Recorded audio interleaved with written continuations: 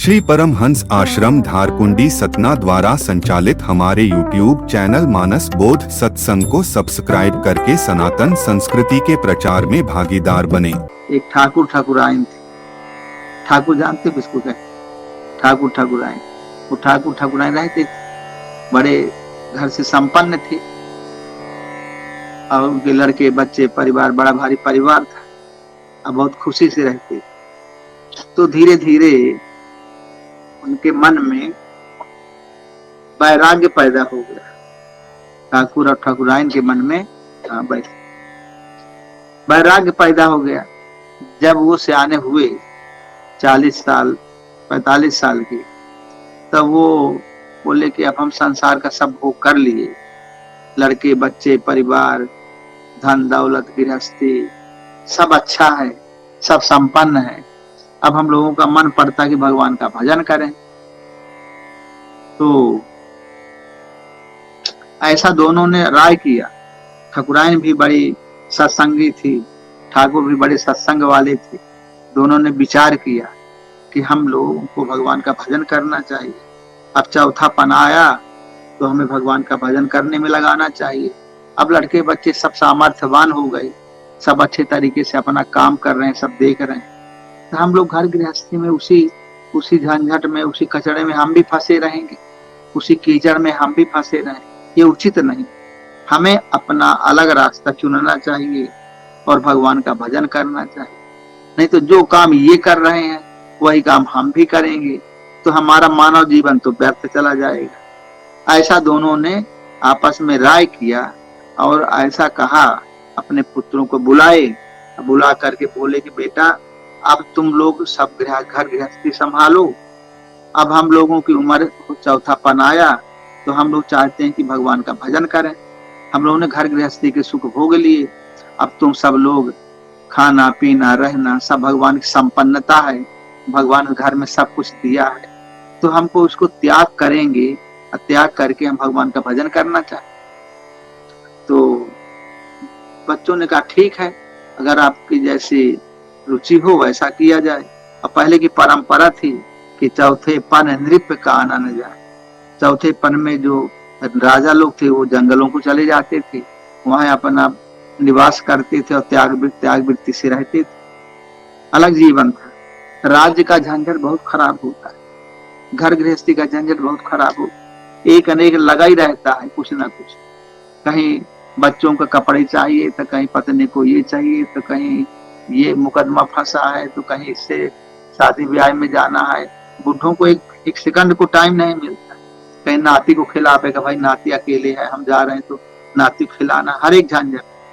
तो बोले कि अब हम इससे मुक्त होकर के हम लोग भजन करना चाहिए। हम लोगों को जो मानव जीवन का शेष भाग बचा है उसको हम भगवान की भक्ति में लगाना चाहते। ऐसा कह करके सब कुछ अपने बच्चों को दे करके और दोनों चले गए जंगल के लिए। बोले हमको घर से कुछ भी नहीं चाहिए, कुछ भी नहीं चाहिए। जो कपड़ा पहने हो पहने हैं, बाकी इसके अलावा हमको कोई सामान नहीं ले रहे हैं और न एक पैसा ले रहे हैं घर से, कुछ नहीं चाहिए। चले गए दोनों भूखे प्यासे।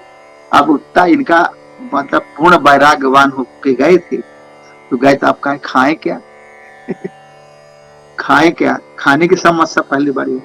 एक जगह गए तो कुछ काम चल रहा था, मजदूर काम कर रहे थे, तो बोले चलो अब यहीं से हमारी परीक्षा चालू। तो वो भी बोले हमको भी काम दे दीजिए कुछ। तो बोले हाँ हाँ करो, तसला ढोना है, मिट्टी ढोना है, काम करो, जो मजदूरी होगी देंगे। तो वो भी तसला ढोने में लग गए। अब देखिए कितनी बड़ी परीक्षा हो, वो भी तसला ढोने के में लग गए। मान अपमान को त्याग कर दिए हैं, तो मान अपमान का त्याग होता है। तो तसला ढोए शाम को मजदूरी मिली। जो मजदूरी मिली उसको लिए, उससे गए बनिया के यहाँ से खाने पीने की सामग्री खरीदे, आटा चावल दाल सब्जी जो कुछ भी मिलता तो खरीदे सर। और एक ठो कुल्हाड़ी खरीदे, दोनों एक ठो कुल्हाड़ी खरीदे। अब फिर एक आध दिन कहीं पड़े रहे, फिर दूसरे दिन से दूसरी जगह कहीं पहुंच गए। तो कहीं एक आध कुटिया बनाई जहां उनको अच्छा लगा, किसी शहर नगर के पास में कहीं पर कुटिया बनाए। दोनों जने अपने हाथों से, मजबूत थे, अच्छे थे, मेहनती थे, कुटिया बनाया उन्होंने और उसमें अपना धीरे धीरे विधान बनाया कि रहने की व्यवस्था सारी बना ली। और फिर दोनों अपना क्या करते थे कि लकड़ी काटते थे, जंगल जाके सूखी लकड़ियां काटते थे और शहर कस्बे में बेच देते थे जहां जो कोई लेने वाला हो।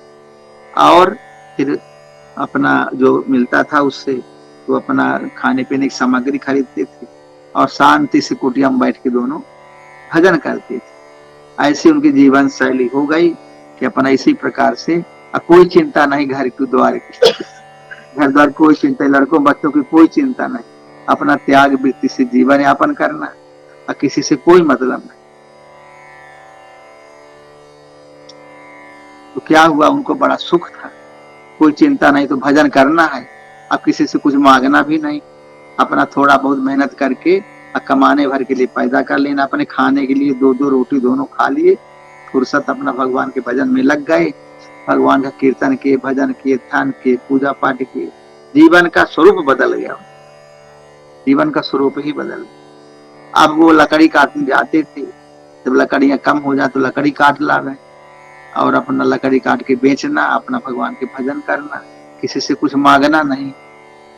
ऐसा करते करते उनको कई साल बीत गए।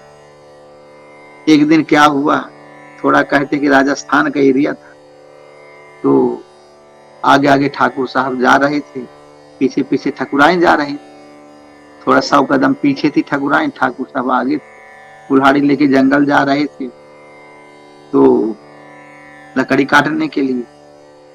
तो देखे कि रास्ते में एक सोने की थैली, सोने के सिक्के भरे हुई थैली पड़ी थी, ऐसा लग रहा था कोई इसमें सिक्के वगैरह हैं। तो ठाकुर साहब ने देखा तो ठाकुर साहब के मन में आया कि ठकुराइन के मन में कहीं दुर्भावना ना आ जाए कि भाई सोने की थैली, अब बहुत दिन हो गया था बिना पैसा रुपया के और भूखे प्यासे रहते, दुख सहते हुए, ठंडी गर्मी सहते हुए, सब प्रकार के मान अपमान सहते हुए ऐसे जीवन बीत रहा था। तो लगा कहीं इसके मन में कहीं लालच ना आ जाए कि वो सोने की थैली उठा ना ले, कहीं मैं तो आगे आगे जा रहा हूँ, पीछे पीछे आ रही। तो ठाकुर साहब ने क्या किया कि उसको वो थैली जो सोने के सिक्कों से भरी थी उसको हाथ से ऐसे ऐसे बालू ढकने लगे उस पर, ये ढक दें तो वो नहीं दिखाई पड़ेगी तो चली आएगी। तो वो 100 कदम पीछे से देख रही है कि ठाकुर साहब क्या कर रहे हैं, लगता है कोई चीज को ढक रहे हैं। तो वो जब पास में आई तो वो पास में आई तो देखी, कहीं ये मिट्टी में मिट्टी क्या ढक रहे हो। वो सब समझ गई वहीं से कि इनको सोने की कोई चीज होगी, कोई कीमती चीज है, उसको ढक रहे हैं। कहे मुझको तो कोई मतलब है नहीं उससे, मुझे तो ये मिट्टी पत्थर और सोना सब सामान दिखता है। तो कहे ये मिट्टी में मिट्टी क्यों ढक रहे हो ठाकुर साहब। तो ठाकुर साहब तो बड़े आश्चर्य से खड़े हुए और सोचे कि मैं तो इसको सोना समझ के ढक रहा था कि मेरी पत्नी के अंदर कहीं लोभ ना आ जाए, मैं तो इसको सोना समझता था, लेकिन मेरी पत्नी ने इसको सोना नहीं समझा, इसको मिट्टी समझा कि तब बोली कि मिट्टी में मिट्टी क्या क्यों ढक रहे हो। तो ठाकुर साहब ने कहा कि मेरा नाम राका तो तेरा नाम बांका।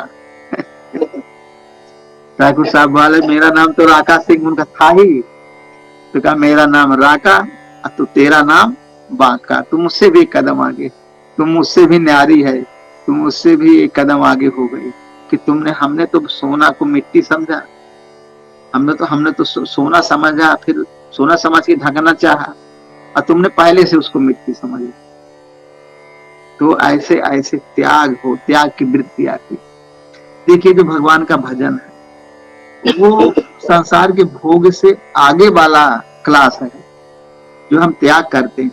संसार के सब लोग भोग विलास में पड़े, भोग चाहते, संसार की वस्तुओं का भोग चाहते, काम क्रोध लोभ मोह मद मत्सर्य आशा तृष्णा विषय वासना, इस संसार के भोग है। अब भोग करने के बाद जब भोग से आदमी तृप्त हो जाता है तब फिर योग का नंबर आता है, फिर परमात्मा का नंबर आता है, परमात्मा के मिलने का नंबर आता है। तो उसे अपर क्लास है वो जैसे कोई बीएससी तक पढ़ लिया, अब उसके बाद एमएससी का कोर्स करना है, तो एडवांस कोर्स है ना, तो आगे का कोर्स है।